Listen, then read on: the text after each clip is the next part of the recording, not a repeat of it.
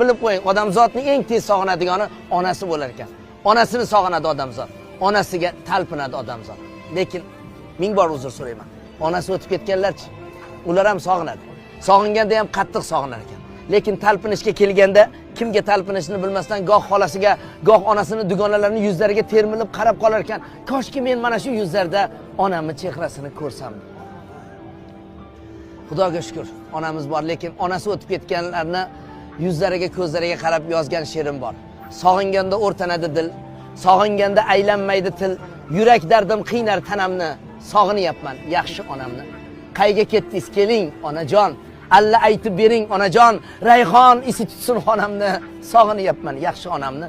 Hovlimizga gullar ekardi. Bir oq cheksam, ming oq chekardi.